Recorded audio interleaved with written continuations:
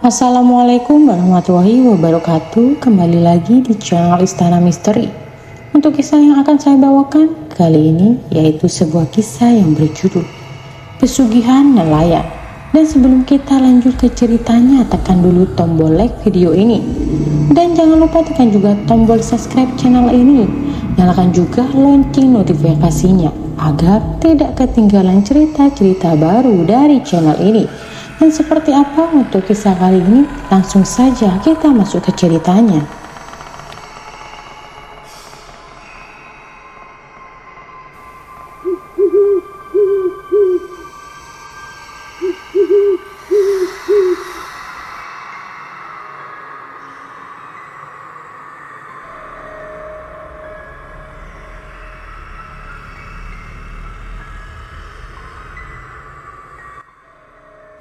Di tepi pantai pesisir Cirebon, terdapat seorang wanita bernama Noni. Sejak dulu, Noni tinggal di sana, di sebuah rumah sederhana yang menghadap laut. Pantai itu adalah tempat di mana kehidupan bergulir, tempat bersandar kapal-kapal nelayan kecil yang membawa pulang hasil tangkapan mereka. Para anak buah kapal ABK sering menghabiskan waktu di warung kecil milik Noni yang terletak di pinggir sungai yang mengalir langsung ke laut. Pada akhir tahun 2000, warung Noni menjadi tempat favorit bagi para ABK kapal ikan yang sandar di sekitar situ. Setiap hari, suasana di warungnya selalu ramai. Para ABK datang untuk sekedar nongkrong, minum kopi atau menikmati jajanan. Suara tawa dan canda mereka menjadi musik yang menemani deburan ombak di pantai. Namun, di balik keriuhan itu, ada cerita-cerita yang beredar di antara mereka.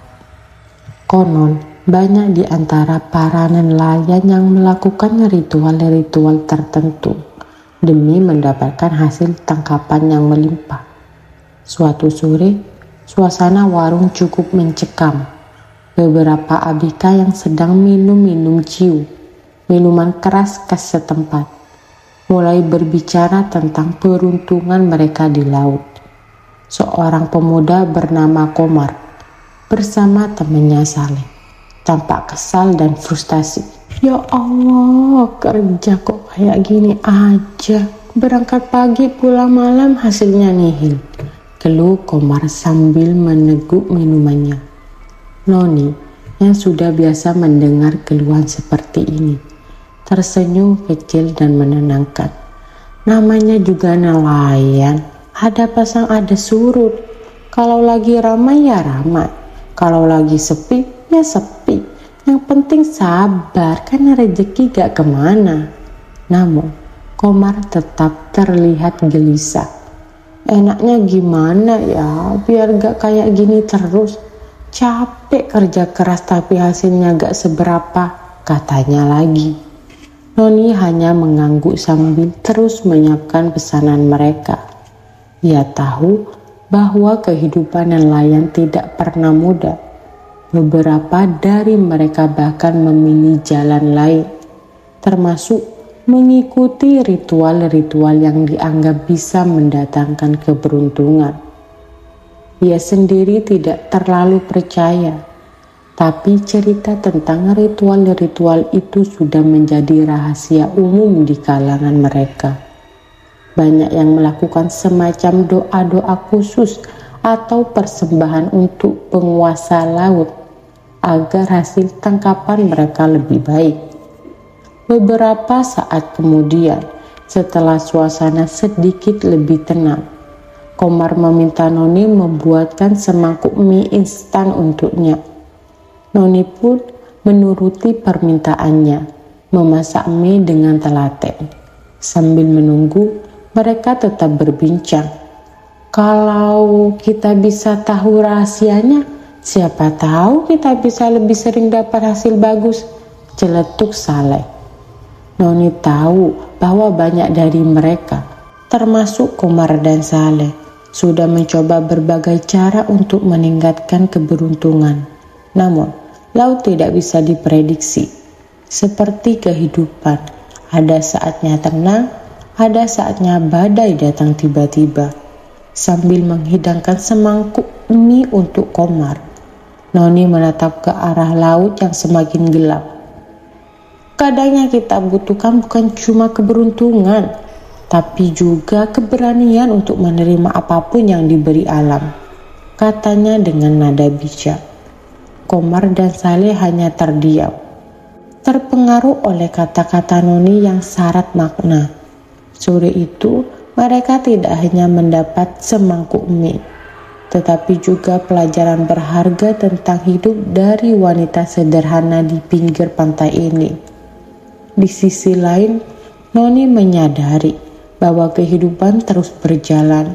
Kini, ia bekerja di sebuah pabrik, tidak berdagang lagi di pinggir pantai seperti dulu. Namun, kenangan tentang hari-hari di warung pinggir pantai itu masih jelas terpatri di benaknya. Penuh cerita tentang laut, ritual, dan nelayan yang berjuang untuk hidup. Warung Noni di pinggir pantai pesisir Cirebon masih seperti biasa. Aroma laut bercampur dengan aroma mie instan yang sedang dimasak memenuhi udara. Warung kecil itu tetap menjadi tempat favorit para anak buah kapal ABK yang sedang beristirahat setelah seharian berlayar. Malam itu, Komar dan Saleh, dua ABK yang sudah akrab dengan Noni, kembali datang. Seperti biasa, mereka memesan mie dan mulai berbincang-bincang. Di antara tegukan minuman ciu dan hirupan mie, obrolan mereka mulai mengarah ke sesuatu yang berbeda. Enaknya nyari pugihan aja yuk, celetuk Saleh sambil melirik ke arah Komar. Komar mengangguk setuju. Matanya berbinar seakan ia telah memikirkan hal ini sebelumnya. Di mana ya? Tanya Komar setengah berbisik. Noni yang sedang sibuk di belakang kompor mendengar percakapan itu. Ia tahu bahwa pugihan adalah istilah lokal untuk semacam pesugihan, cara mistis untuk mendapatkan kekayaan dengan imbalan tertentu. Jangan main-main dengan hal seperti itu, gak baik, serga Noni sambil mengaduk mie yang sedang dimasak. Udah, Mbak, saya tahu tempatnya, lanjut Komar dengan nada serius. Di gunung katanya. Pesugihan apa? Tanya Noni, setengah ingin tahu setengah waspada. Komar tersenyum penuh arti. Kamu mau minta apa aja katanya bisa dapat, asal ada tumbalnya. Noni tersentak. Jangan kayak gitu, jangan ladeni omongan orang mabok, tegur Noni. Suaranya terdengar tegas. Ia tahu bahwa percakapan seperti ini bisa berujung pada hal-hal berbahaya. Namun, Komar dan Saleh tampaknya tidak peduli. Mereka terus berbicara tentang pesugihan itu seolah-olah itu adalah solusi mudah bagi semua masalah mereka. Udah, Mbak, gak usah ikut-ikutan. Kami yang bakal jalanin. Kalau nanti berhasil, saya bakal sering jajan di sini, gak bakal utang lagi, kata Komar sambil terkekeh. Noni tahu betul bagaimana kehidupan nelayan di pantai ini. Mereka sering berhutang di warungnya ketika hasil tangkapan sedang sepi.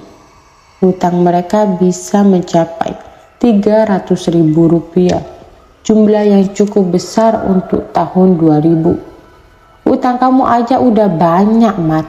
Gimana nanti bayarnya? Balas Noni sambil tersenyum tipis. Dia sudah biasa menghadapi orang-orang seperti Komar yang selalu berjanji untuk membayar ketika rezeki sedang baik. Komar hanya tertawa. Nanti kalau udah sukses, pasti saya bayar semua utang. Jangan khawatir, Mbak. Percakapan itu berlanjut sambil mereka menikmati mie yang sudah disiapkan Noni. Namun di dalam hati, Noni merasa sedikit khawatir. Keputusan untuk mencari kekayaan melalui cara yang tidak jelas bisa membawa masalah besar. Dia tahu bahwa hidup tidak selalu mudah bagi para nelayan. Ada masa-masa sulit yang harus dihadapi, tapi menggantungkan harapan pada cara yang tidak pasti seperti pesugihan bukanlah jalan keluar yang baik. Warung Noni tetap ramai, meski dalam suasana yang sedikit mencekam. Obrolan tentang pesugihan itu menggantung di udara malam, berbaur dengan suara ombak yang terus berdebur di pantai. Di dalam hatinya, Noni berharap Komar dan Saleh tidak benar-benar mencoba mencari jalan pintas yang bisa membahayakan mereka. Karena di balik semua ritual dan harapan, ada harga yang harus dibayar. Dan seringkali harga itu terlalu mahal. Noni mendengar percakapan itu sambil membereskan meja dan kursi warung. Suasana malam semakin sepi. Angin laut mulai bertiup kencang, membawa aroma garam yang tajam. Komar dan Saleh masih duduk, meski matanya sudah setengah tertutup, tanda mabuk. "Udahlah, gak usah ikutan," ujar Saleh kepada Noni, yang tampak ingin menghentikan obrolan mereka. "Iya, udah malam, sana pulang, warung mau tutup," sahut Noni tegas sambil mengusap meja. "Nanti istrimu nyariin, Komar," tambah lagi sambil menatap Komar yang tampak sudah setengah sadar. Komar yang baru setahun menikah dan punya anak kecil berumur setahun mengangguk pelan. "Iya, pulang deh," jawabnya sambil berdiri terhuyung-huyung. Sementara Saleh yang masih bujangan tertawa sambil meledek. "Aduh, si Komar ini takut istri dasar." Besoknya pagi-pagi sekali, Komar sudah berangkat melaut lagi. Saat sedang berbincang dengan Noni beberapa hari sebelumnya, ia mengeluhkan hasil tangkapannya semakin sedikit. "Berangkat cuma dapat bagian 50.000, boro-boro bisa bayar utang. Buat jajan sama ngasih istri aja masih kurang," keluhnya. Noni mengerti, sebagai nelayan, kondisi ini memang tak mudah. "Iya, namanya juga usaha, sabar saja," kata Noni memberi semangat. Namun, seminggu berlalu, Komar dan Saleh tak pernah muncul lagi di warung Noni. Nelayan-nelayan lagi masih datang seperti biasa, memesan mie atau kopi sambil istirahat sejenak. Tapi dua sahabat itu seolah hilang di telan angin. Penasaran, Noni bertanya kepada salah satu temannya, Budi. "Bud, Komar sama Saleh kemana? Kok gak ada nongol-nongol?" tanya Noni. Budi mengangkat bahu. "Gak tahu, katanya mau tirakat." "Tirakat? Maksudnya nyari pesugihan?" tanya Noni semakin penasaran. "Kayaknya sih, Mbak. Paling juga ikut kapal lain yang ke Dadap, nyari yang lagi ada hasil," jawab Budi sambil menghela nafas. "Kalau saya mah di sini aja, gak mau jauh-jauh. Kasihan anak istri," lanjutnya dengan nada serius. Di desa nelayan seperti tempat Noni tinggal, kehidupan bisa berbalik arah secepat ombak di laut. Ketika tangkapan sedang bagus, para istri nelayan akan memamerkan perhiasan mereka, gelang, kalung, semuanya berkilauan. Tetangga yang melihat langsung panas, ikut-ikutan beli kulkas atau barang mewah lainnya. Tapi ketika tangkapan sepi, mereka terpaksa menjual semuanya untuk bertahan hidup. Kehidupan memang penuh pasang surut. Namun, Noni merasa ada yang aneh. Tirakat di gunung untuk pesugihan adalah keputusan berisiko. Dia mendengar cerita-cerita seram tentang orang yang mencari pesugihan dan akhirnya harus membayar dengan harga yang tak terbayangkan. Dia berharap Komar dan Saleh baik-baik saja dan cepat sadar dari keinginan mereka untuk mencari jalan pintas. Hari berganti malam, warung Noni kembali sepi. Suara deburan ombak di kejauhan seolah membisikkan cerita-cerita misterius yang entah kapan akan berakhir. Di dalam hati, Noni hanya bisa berdoa agar dua sahabat itu menemukan jalan pulang yang benar, jauh dari pesugihan yang berbahaya. Musim hujan datang dengan segala rahmat dan tantangannya. Nelayan mulai ramai-ramai ke laut, berharap tangkapan besar. Ikan, rajungan, dan kerang biasanya banyak muncul saat air laut dingin. Tapi ketika musim kemarau datang, sepi melanda. Perabotan rumah tangga seringkali jadi korban dijual untuk makan sehari-hari. Noni tahu betul lika-liku kehidupan ini. Melihat nelayan berjuang dan bertahan sudah seperti pemandangan sehari-hari di warungnya. Selang 1 bulan setelah kepergian mereka, Komar dan Saleh akhirnya muncul kembali di warung Noni. Kemana aja kalian? Tanya Noni dengan nada bercanda, tetapi tersirat rasa khawatir di dalamnya. Biasa, Mbak. Ikut sama yang lain aja. Kalau di sini ya disabarin aja, jawab Komar sambil tersenyum. Tapi ada sesuatu di balik matanya yang berbeda. Mereka kembali bergabung dengan juragan yang sama. Kapal mereka yang dipimpin oleh seorang juragan bernama Miss Ned.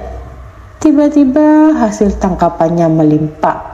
Kapal lain hanya mendapatkan sedikit, tetapi kapal Miss Ned selalu penuh dengan hasil tangkapan. Sekali jual bisa dapat jutaan, kata Komar dengan nada bangga. Di kapal itu hanya ada mereka bertiga, Komar, Saleh, dan Miss Ned. Saat berbincang di warung, Noni memperhatikan ada perubahan di sikap Komar dan Saleh. Mereka tampak lebih percaya diri. Bahkan Komar mulai bicara soal pembeli perahu sendiri. Hebat ya, baru beberapa bulan kerja udah bisa beli perahu, gumam Noni merasa aneh. Tak lama kemudian ada bencangan atau salamatan karena Komar membeli perahu baru. Dia memberikan nasi kuning kepada Noni sebagai tanda syukur. Dapat warisan, jawab Komar saat ditanya Noni bagaimana bisa membeli perahu begitu cepat. Namun Noni merasa ada yang janggal. Komar menyuruhnya menjaga baik-baik warisan itu, dan Noni hanya bisa berharap semuanya baik-baik saja. Beberapa minggu kemudian, Komar mulai mencari anak buah kapal ABK untuk perahunya. Saleh masih setia ikut dengannya, dan seorang pemuda bernama Sidik juga bergabung. Mereka bertiga mulai berangkat melaut bersama. Perjalanan pertama mereka tampak biasa, tak berbeda dengan nelayan lain. Namun, saat Komar, Saleh, dan Sidik kembali dari laut, ada rumor yang beredar. Seorang nelayan lain bercerita kepada Noni bahwa setiap kali perahu Komar kembali, ada suara aneh yang terdengar dari arah laut. Seperti suara wanita menangis dan tertawa sekaligus. Kok tahu, Mbak?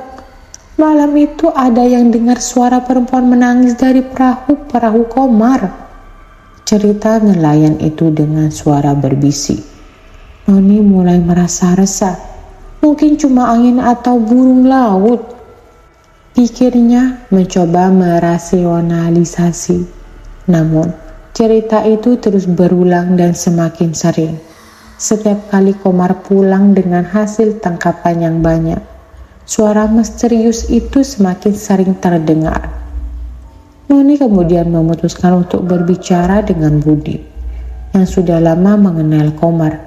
Bud, kamu gak merasa aneh sama Komar akhir-akhir ini? Tanya Noni. Budi mengangguk. Ada sesuatu yang berbeda, Mbak. Sepertinya ada yang mereka sembunyikan.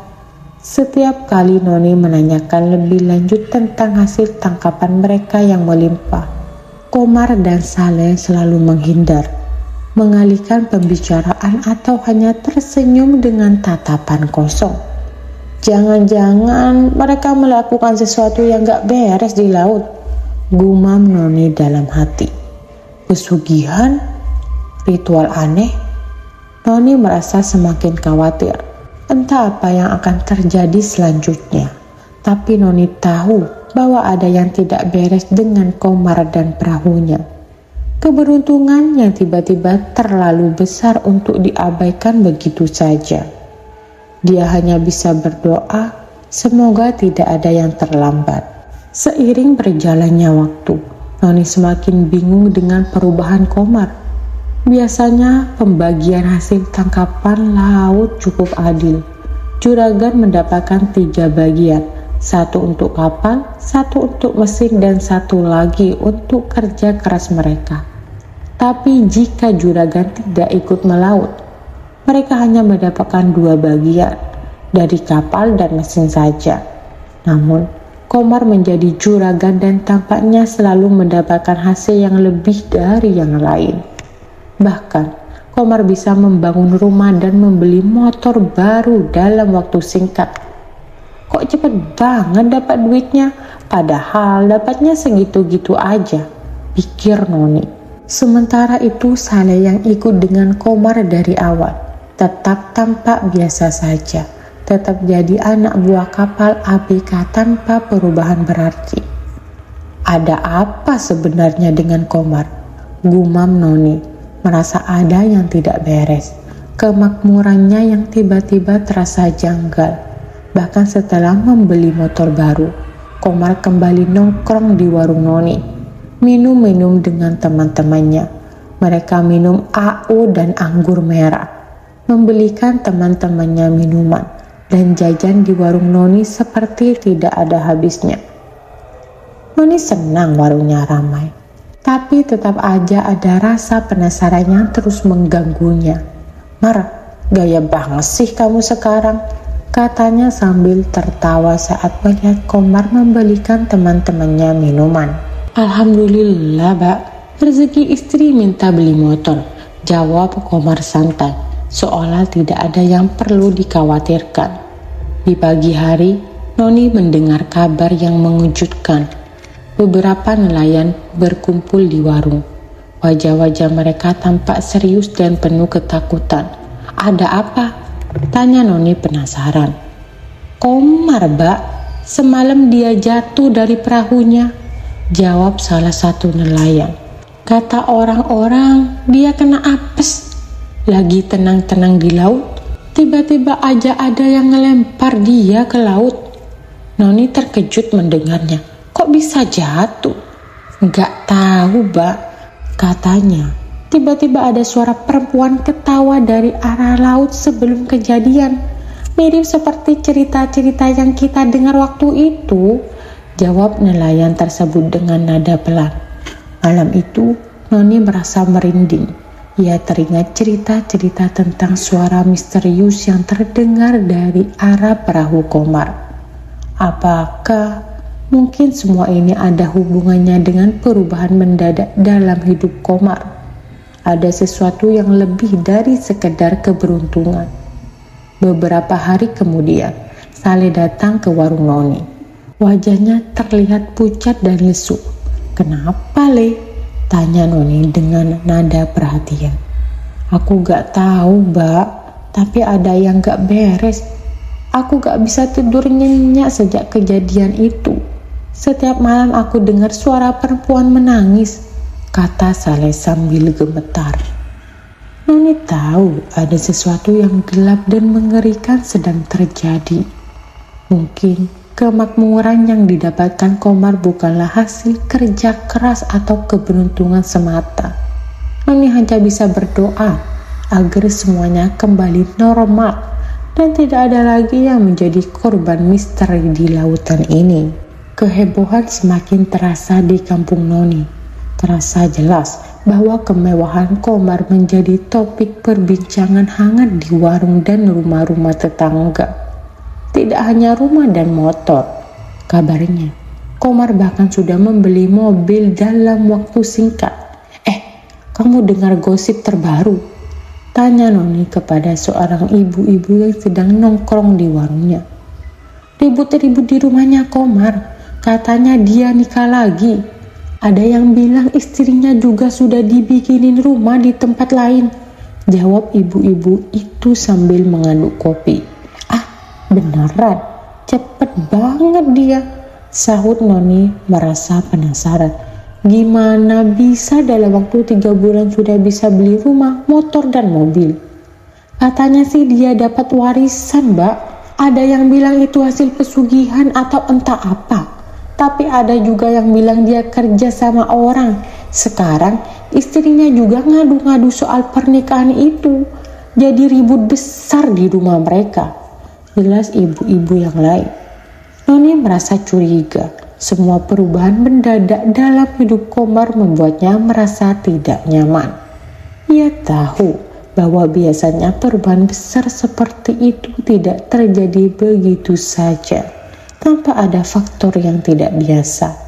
Malam itu, Noni melihat Komar lagi nongkrong di warung sambil mengajak teman-temannya minum-minum. Ia masih tampak percaya diri dan bahagia. Tetapi Noni tidak bisa menyingkirkan perasaan aneh di hatinya. Ia mengingat kembali kisah-kisah yang didengarnya tentang suara misterius dan kejadian-kejadian aneh di laut. Mar, kamu kok bisa cepat banget kaya? Apa rahasianya? Tanya Noni mencoba mengungkap lebih lanjut. Ah, Mbak, itu rahasia dagang lah. Yang penting rezeki ada. Alhamdulillah. Bisa bikin istri senang, jawab Komar dengan senyum lebar. Noni tidak puas dengan jawaban itu. Meskipun Komar terlihat bahagia, ia merasa ada sesuatu yang tidak beres. Kemakmurannya terlalu cepat dan kesuksesan yang tiba-tiba membuatnya merasa waspada. Beberapa malam kemudian, Noni mendengar berita buruk lagi. Komar mengalami kecelakaan mobil.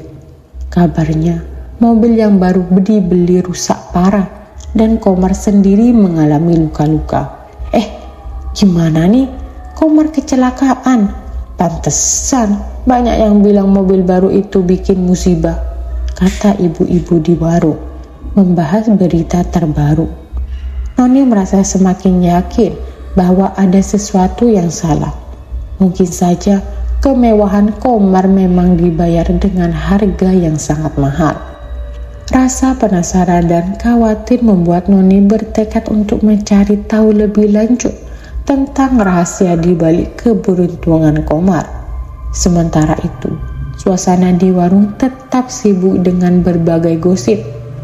Tetapi Noni tahu bahwa ada sesuatu yang lebih dalam dari sekedar cerita sehari-hari. Hari Kamis malam yang bertepatan dengan malam Jumat Kliwon, suasana di kampung menjadi tegang.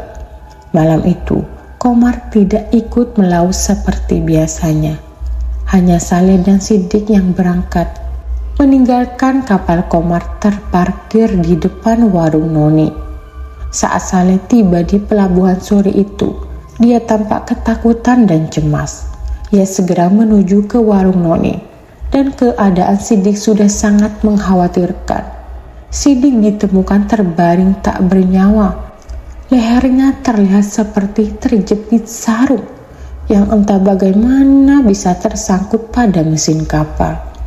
Saleh dengan gemetar menceritakan kepada orang-orang tentang kejadian yang baru saja terjadi. Saat mereka tiba di Pancar, mereka melihat sosok perempuan berdiri di pinggir laut. Saleh dan Sidik merasa tidak nyaman dan memutuskan untuk segera kembali. Saat Sidik mencoba menyalakan mesin kapal, sarung yang ada di lehernya entah bagaimana tersangkut dan menariknya hingga dia tewas dalam keadaan tragis. Berita ini segedar menyebar dan mengundang perhatian banyak orang. Komar datang setelah mendengar kejadian tersebut. Namun tampak tak banyak berkomentar. Para penduduk mulai meragukan sumber kekayaan Komar yang mendadak dan mencurigakan. Malam itu, setelah maghrib, warung Noni menjadi sepi. Para penduduk mungkin tengah sibuk membahas tragedi atau menjalankan ritual malam Jumat Kliwon. Noni sendiri merasa merinding dan cemas. Saat ia duduk di warung, terdengar suara rintihan atau tangisan dari arah kapal Komar. yang terparkir di depan warung. Suara itu seperti berasal dari kapal, seolah ada seseorang yang menderita di dalamnya. Noni merasa ketegangan meningkat. Ia mencoba untuk menenangkan dirinya, tetapi suara tersebut terus berlanjut dan semakin keras. Suara itu membuat Noni merasa seperti ada sesuatu yang tidak beres. Ia meminta para penduduk yang masih berada di warung untuk mendengarkan. "Diam dulu, dengar gak?" tanya Noni kepada mereka. Tetapi sebagian besar berpikir itu hanya perasaan saja. Sementara itu, di rumah, Saleh tampak sangat terpukul. Keluarganya memutuskan untuk mengurus jenazah Sidik dan tidak membawanya ke rumah sakit. Memilih untuk menerima kenyataan dengan penuh keikhlasan. Penanganan malam itu menjadi penuh duka, dan kebanyakan orang memilih untuk pergi lebih awal untuk berdoa dan melaksanakan ritual malam Kliwon. Di tengah kesedihan dan kekacauan itu, Noni tetap merasa ada sesuatu yang mengganggu, terutama setelah mendengar suara misterius dari kapal Komar. Malam semakin larut dan suasana di warung sepi. Noni menutup warung lebih awal malam itu. Namun, perasaan cemasnya tetap mengganggu pikirannya. Sementara itu, Komar terus terlihat di sekeliling kampung dengan gaya hidup yang semakin mewah dan mencurigakan. Tidak ada yang tahu pasti apa yang sebenarnya terjadi atau apa yang menyebabkan kematian Sidik. Namun, suasana di kampung tetap tegang dan banyak orang mulai meragukan kebenaran di balik keberuntungannya Komar tiba-tiba. Noni tetap memperhatikan, merasa bahwa ada lebih banyak lagi yang tersembunyi di balik peristiwa tragis tersebut. Malam itu, dia tidur dengan rasa cemas dan harapan agar misteri ini segera terpecahkan. Setelah menutup warung, Noni merasa sangat gelisah saat ia melihat ke arah perahu Komar yang terparkir di depan warung.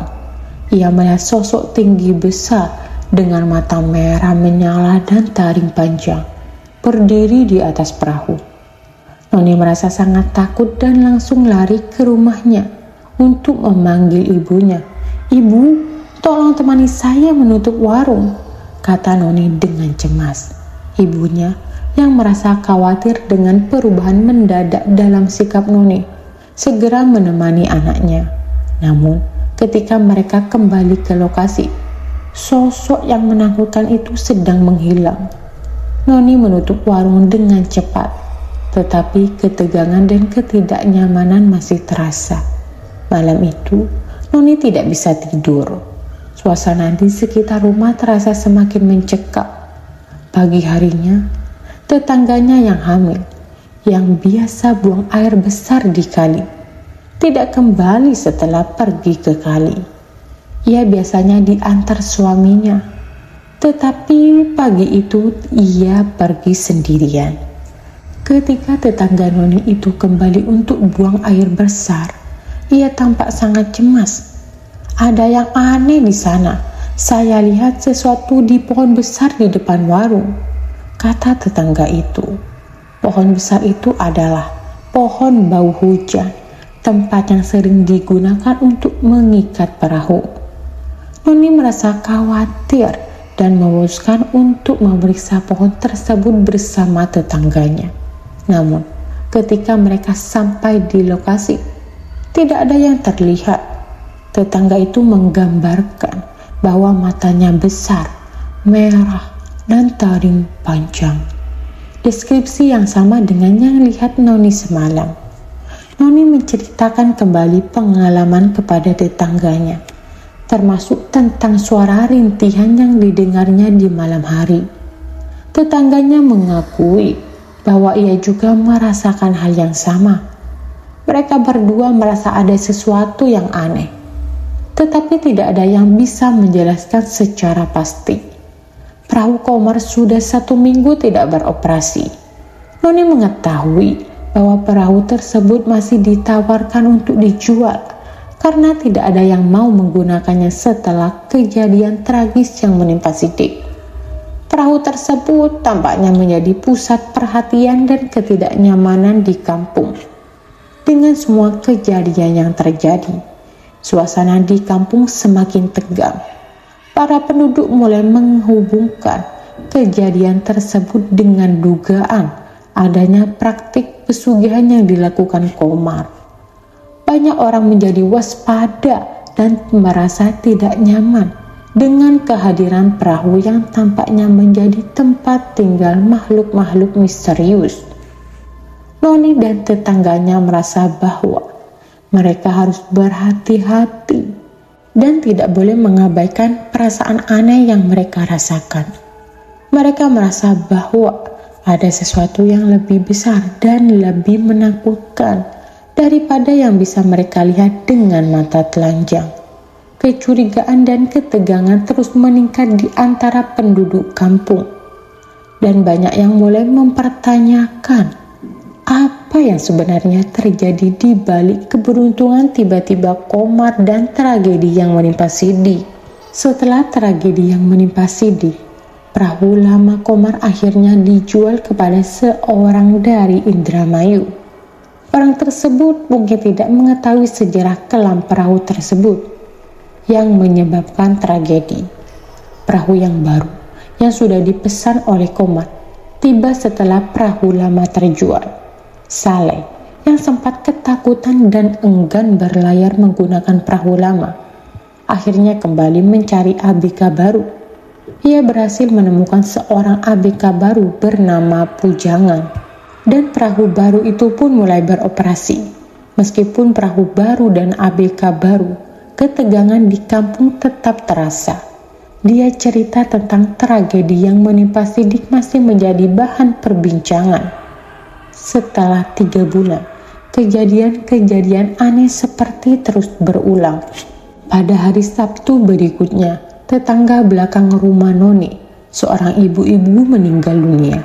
Setelah penguburan, beberapa orang melaporkan bahwa mereka melihat sosok wanita yang meninggal itu mengikuti prosesi penguburan, meskipun yang bersangkutan tidak merasa dirinya hadir di kuburan.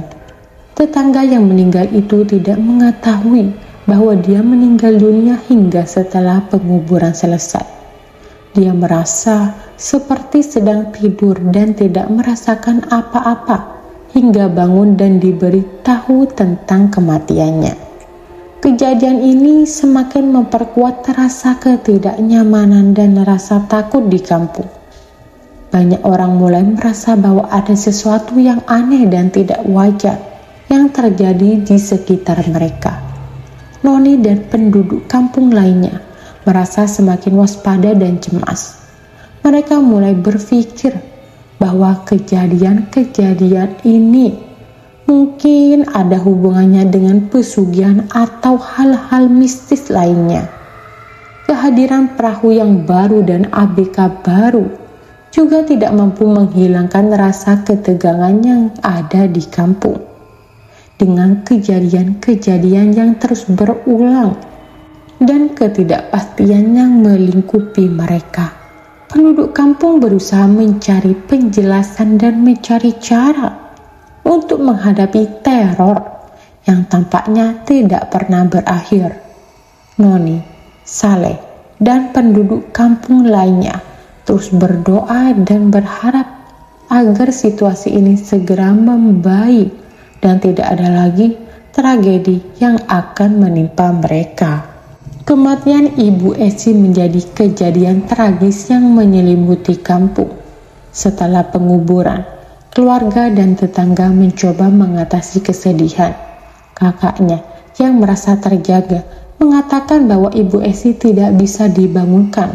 Awalnya, mereka tidak ingin memanggil bantuan karena dianggap tidak ada gunanya.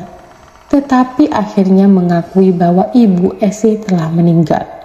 Di warung, Saleh dan teman-temannya mempersiapkan berbagai kegiatan, termasuk mengatur memori lama dari HP untuk acara kondangan.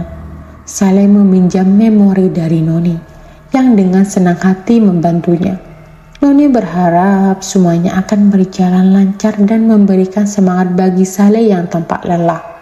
Saleh, meskipun tampak bersikap tenang, sebenarnya merasa tertekan. Ia merasa sebagai tulang punggung keluarga yang bertanggung jawab untuk memastikan kebutuhan mereka terpenuhi. Dalam obrolan dengan kakak iparnya, Saleh mengungkapkan perasaannya yang sangat tertekan. Dia mengatakan bahwa jika dia tidak bekerja, keluarganya tidak akan makan. Namun, jika dia bercerai atau tidak dapat bekerja, semua tanggung jawab akan menjadi beban besar. Saleh merasa lelah dan putus asa, merasa tidak ada jalan keluar dari masalah yang dia hadapi. Di tengah acara tahlilan dan persiapan kondangan, Saleh terus merasakan beban emosional yang berat. Dia mengungkapkan keinginannya untuk pergi jauh, mungkin merantau atau mencari solusi yang tidak diketahui. Ia berharap agar segala sesuatunya bisa membaik, dan mungkin suatu hari nanti bisa kembali dengan keadaan yang lebih baik. Ketegangan di kampung semakin terasa karena kejadian-kejadian aneh yang terus berulang. Perasaan ketidakpastian dan kegalauan menghantui mereka semua.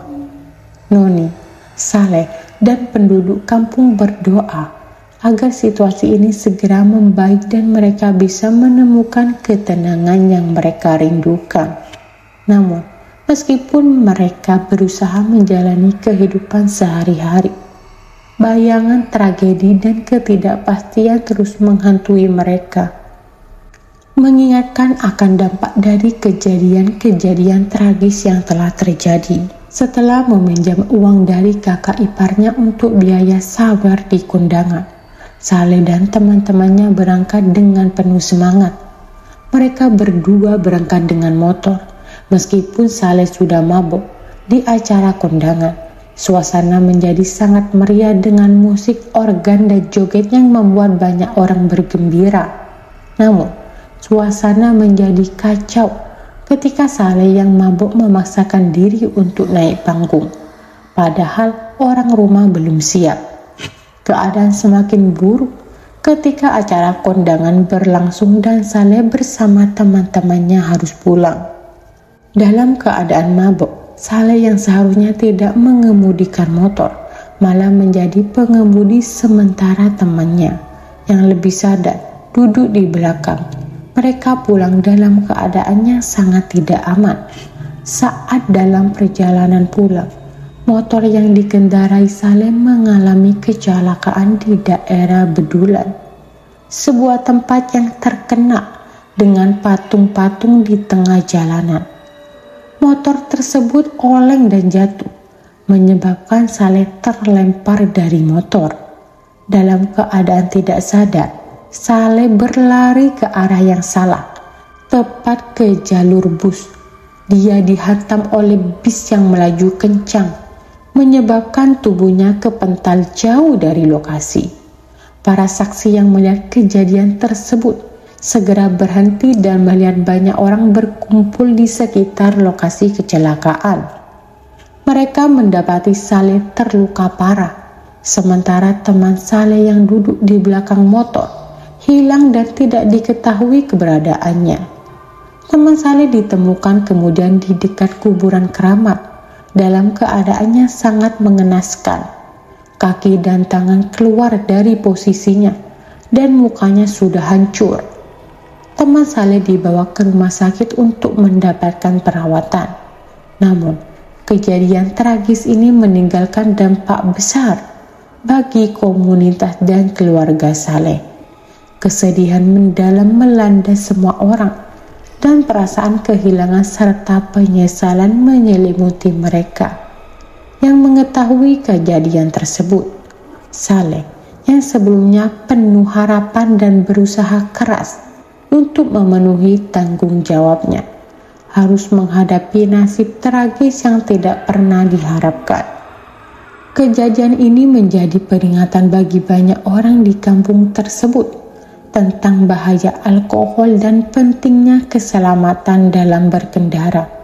Komunitas berkumpul untuk memberikan dukungan dan doa bagi keluarga Saleh, berharap agar mereka bisa mendapatkan ketenangan dan kekuatan untuk menghadapi masa-masa sulit ke depan.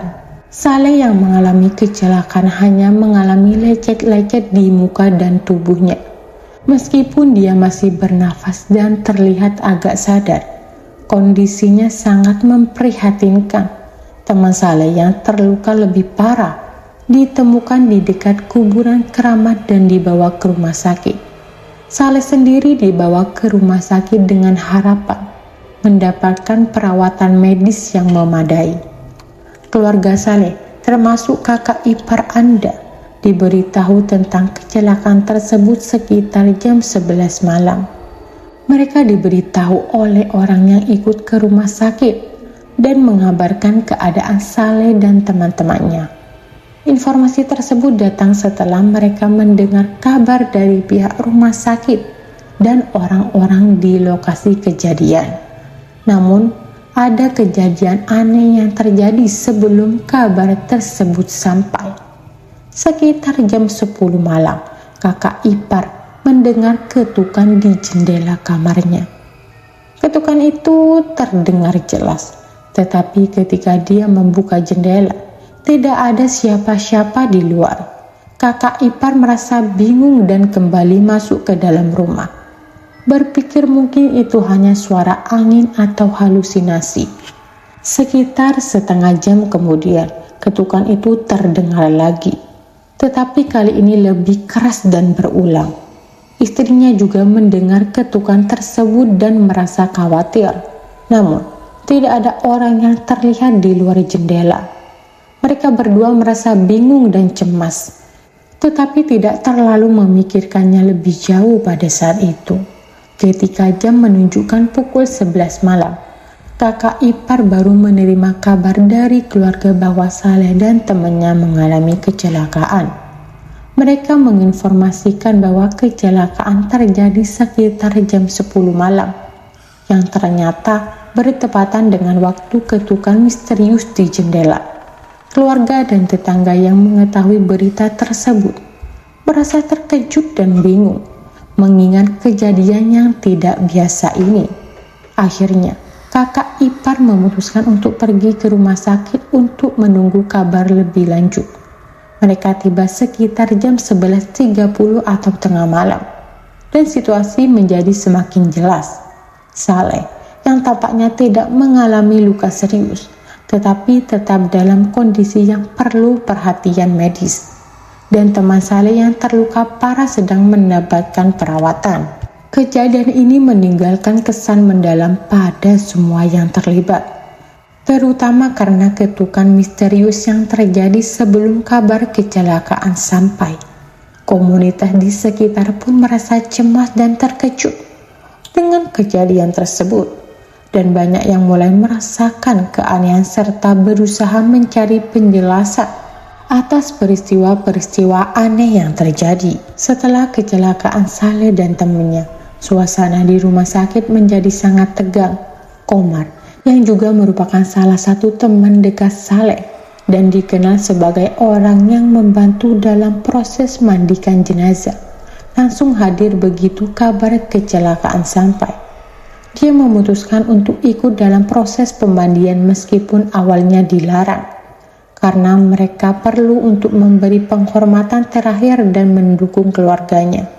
Namun, suasana malam itu terasa semakin menegangkan. Ketika saya pulang dari melekan jaga malam di rumah sakit, saya melewati jalan di dekat kali. Di situ saya melihat sosok yang sangat mencurigakan dan menakutkan di dekat perahu Komar. Sosok itu tinggi besar dengan mata merah menyala yang membuat saya merasa sangat ketakutan. Saya bahkan merasa harus mundur dan segera pergi dari tempat tersebut. Dengan keadaannya sangat mengganggu dan ketakutan yang melanda, saya meminta bantuan kakak saya untuk mengantar pulang. Setibanya di rumah, saya tidak bisa berhenti memikirkan wujud misterius yang terlihat. Saya merasa bahwa kejadian-kejadian aneh dan makhluk tersebut mungkin terkait dengan beberapa peristiwa buruk yang terjadi pada ABK anak buah kapal Komar dan Saleh. Seperti yang saya sebutkan, makhluk yang muncul adalah sosok misterius yang saya sebut sebagai blegedek ireng dalam istilah Jawa, yang berarti sesuatu yang sangat gelap dan menakutkan. Kejadian ini bersama dengan kehadiran makhluk tersebut setiap kali ada masalah dengan ABK membuat saya semakin khawatir dan merasa ada sesuatu yang tidak wajar sedang terjadi. Kepanikan saya meningkat karena peristiwa-peristiwa aneh ini berulang dan makhluk yang saya lihat tampaknya selalu muncul di sekitar ABK Komar, yang menunjukkan ada hubungan antara makhluk tersebut dengan kecelakaan dan kejadian buruk lainnya. Saya merasa bahwa ada sesuatu yang lebih besar dan misterius di balik kejadian ini. Dan hal tersebut terus menghantui pikiran saya. Setelah kejadian di perahu, suasana semakin mencekam. Saya melihat wujud misterius di perahu yang membuat saya semakin cemas. Keberadaan makhluk tersebut sepertinya bukan hanya kebetulan, dan saya merasa ada sesuatu yang lebih dalam terkait dengan pesugihan yang dipraktikkan oleh Komar. Di tengah ketegangan, Saleh akhirnya memutuskan untuk curhat kepada saya. Dia mengungkapkan kekhawatirannya mengenai pesugihan yang dilakukan oleh Komar. Saleh menceritakan bahwa Komar terlibat dalam praktik pesugihan dan dia merasa ketakutan karena merasa terancam oleh konsekuensi dari praktik tersebut. Saleh mengaku bahwa dia awalnya juga ingin terlibat, tetapi merasa tidak kuat untuk menjalani tirakat yang diperlukan. Komar yang dianggap kuat adalah satu-satunya yang melanjutkan praktik tersebut. Saleh juga menceritakan bahwa dirinya merasa ketakutan dan tidak nyaman dengan kondisi yang ada. Dia khawatir akan menjadi tumbal dalam pesugihan yang dilakukan oleh Komar. Menurut Saleh, pesugihan tersebut membutuhkan tumbal dari ABK, anak buah kapal, dan dia merasa semakin tertekan karena makhluk-makhluk misterius seperti blegedek ireng terus mengganggu kehidupannya. Kekhawatiran Saleh tampaknya bukan tanpa alasan. Setiap kali dia berusaha melarikan diri dari situasi tersebut, rasa ketidaknyamanan dan gangguan tetap mengikutinya. Saleh meminta agar informasi ini tetap dirahasiakan dan tidak dibagikan kepada orang lain, terutama mengenai praktek pesugihan dan makhluk yang terus mengganggu mereka. Dalam percakapan saya dan Saleh, saya berdua sepakat untuk menjaga rahasia ini. Namun, saya tetap merasakan ketegangan dan gangguan dari makhluk misterius yang tampaknya mengincar saya dan orang-orang di sekitar saya. Kejadian ini menunjukkan betapa beratnya konsekuensi dari terlibat dalam praktik pesugihan dan bagaimana ketidakpastian serta ancaman dari makhluk-makhluk gaib dapat memengaruhi kehidupan seseorang. Saya juga mengalami gangguan dan ketakutan dari makhluk yang tampaknya terus mengawasi dan mengintimidasi saya. Ketegangan ini membuat saya semakin waspada dan merasa bahwa ada sesuatu yang lebih besar dan lebih menakutkan yang harus dihadapi. Setelah menikmati kekayaan yang didapat dari pesugihan selama 2 hingga 3 tahun, keadaan Komar mulai berubah drastis. Keberuntungannya yang sebelumnya mengalir deras, kini mulai surut. Perahu yang dulunya menjadi sumber kekayaan, kini tidak ada yang mau mengoperasikannya. Tidak ada lagi ABK anak buah kapal yang bersedia terlibat, sehingga perahu tersebut lama-kelamaan menjadi tidak terawat, bocor dan rusak. Komar menghadapi kenyataan pahit bahwa semua aset yang dimilikinya, mobil, motor dan perahu harus dijual satu persatu. Dengan berkurangnya pendapatan dan harta, dia menjadi semakin terpuruk. Istri mudanya yang dulunya tertarik karena kekayaan Komar akhirnya meninggalkannya ketika semuanya itu hilang. Komar juga mengalami perpisahan dengan istri pertamanya. Ia mungkin merasa tidak lagi mampu bertahan dengan situasi yang semakin memburuk. Meskipun Komar telah menikmati kehidupan mewahnya, kenyataan pahit datang ketika segala sesuatu yang dimilikinya habis. Dalam waktu kurang dari 4 tahun, kekayaan yang didapat dari pesugihan lenyap. Komar mendapati dirinya terjebak dalam kemiskinan dan kehilangan semua yang pernah dia miliki. Dia menganggur dan tidak mampu memenuhi kebutuhan hidupnya. Selama periode ini, Saleh yang dulunya terlibat dan ketakutan dengan pesugihan, menyaksikan perubahan drastis yang terjadi pada Komar. Saleh merasa lega karena dirinya tidak terjebak dalam nasib yang sama, tetapi juga merasa tertekan dengan kenyataan bahwa praktik pesugihan bisa membawa konsekuensi yang menghancurkan. Saleh kini merasa lebih yakin bahwa keputusan untuk tidak terlibat lebih jauh dalam pesugihan adalah pilihan yang benar. Dia lebih memilih untuk menjauh dari hal-hal yang berhubungan dengan pesugihan dan fokus pada kehidupannya sendiri. Walaupun seringkali masih diganggu oleh rasa takut dan ketidaknyamanan akibat pengalaman masa lalu. Setelah setahun mengalami masa-masa sulit dan kehilangan semua kekayaannya, Komar akhirnya menyadari betapa beratnya konsekuensi dari praktik pesugihan. Dia terpaksa hidup dalam keadaan yang jauh berbeda dari sebelumnya. Sebuah kehidupan sederhana yang jauh dari kemewahan yang pernah dinikmatinya. Komar tidak hanya kehilangan harta bendanya, tetapi juga terpaksa meninggalkan banyak hal yang dulu dianggap penting. Ia mengalami penurunan dalam status sosial dan ekonominya. Kembali menjadi nelayan seperti banyak orang di sekitarnya.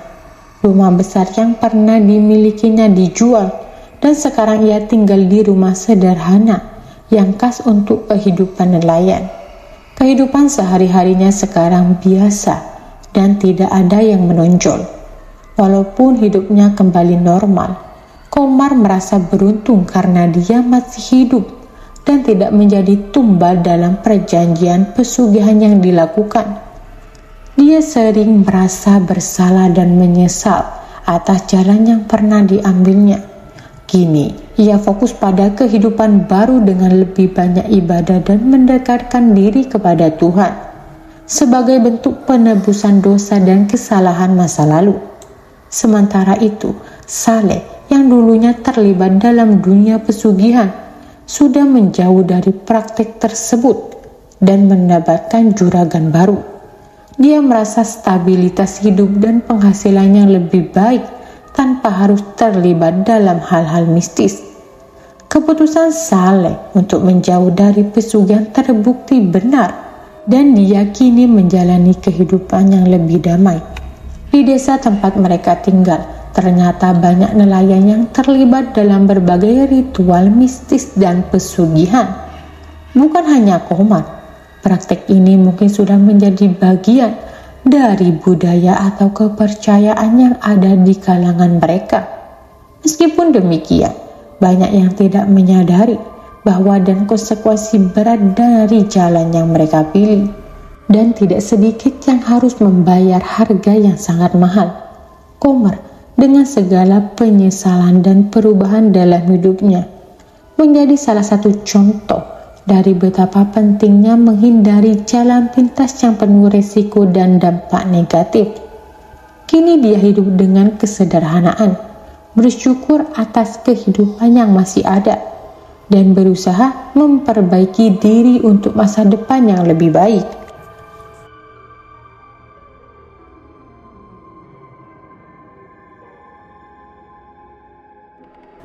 Baik teman-teman, sekian untuk kisah kali ini. Bagaimana menurut kalian tentang kisah ini? Tulis di kolom komentar, dan buat teman-teman yang baru bergabung, jangan lupa untuk like, komen, share, serta subscribe channel ini. Dan nantikan kisah-kisah horor berikutnya. Tetap di channel Istana Misteri. Terima kasih. Wassalamualaikum warahmatullahi wabarakatuh.